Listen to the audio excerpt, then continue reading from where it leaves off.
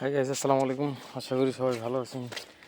মানে এত গরম পড়ছে, এটা বইলা বোঝানোর মতন না। তো এই গরমে আর কি করব, এই পাটি নিয়ে আসছি। পাটি নিয়ে আমরা যাব চকে। চকে যায় বাতাসে দিকে, কোথায় বাতাস আছে ওইখানে যা বসতে হইব। কারণ এই গরমে আর ভালো লাগে না, আর সহ্য হয় না ভাই এই গরম।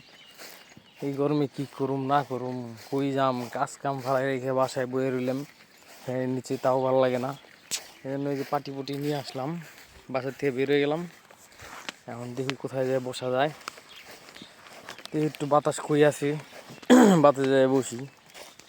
তো আপনারা কি এই গরমে কী করতেছেন অবশ্যই কমেন্ট করে জানাবেন, ঠিক আছে। আর গরমে তো আস্তে আস্তে শরমও হারাই ফেলাইতেছি, মন চায় কাপড় চাপড় খুইলে মনে করেন যে বইয়া থাকি, কী করুম বুঝি না। তো গাইস, কী অবস্থা সবার, সবাই অবশ্যই কমেন্ট করে জানাবেন যে এই গরমে কে কী অবস্থায় আছেন, ঠিক আছে। ওকে গাইস, আল্লাহ হাফিজ। এই তো চলে আসলাম আমরা আমাদের নামার চকে।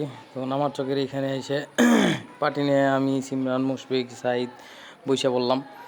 তো এইখানে বইসে খুব বাতাস লাগতেছিল।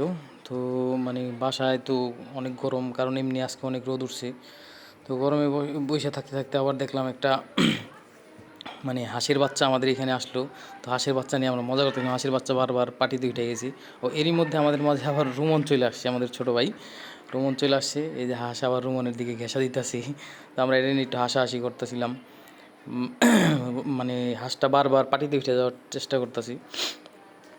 তো আমরা এখানে বসে বসে একটু কাটটারি খেলাম, পোলামানের খেলা আর কি, এমনিই।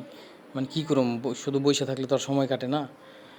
তো হাঁসটা যাইতেছিল না, বারবার উঠে গেলো। তো একটু পরে টয়লেটও করে দিয়েছে আমার পাটিতে। তো এই যে হাঁসটা আবার এই যে এই পাশে আসছে দৌড় দেয়। তো হাঁসটা বারবার মানে আমাদের এখান থেকে এত তাড়াইতেছিলাম, যাইতেছিলই না, এতই তাড়াইতেছিলাম যাইতেছিল না। পরবর্তীতে একটু পরে আবার সিমরান করছি কি, ওটা ফেঁকে পানিতে ফেলাই দিছে, কারণ পাটির মধ্যে টয়লেট করে দিছি।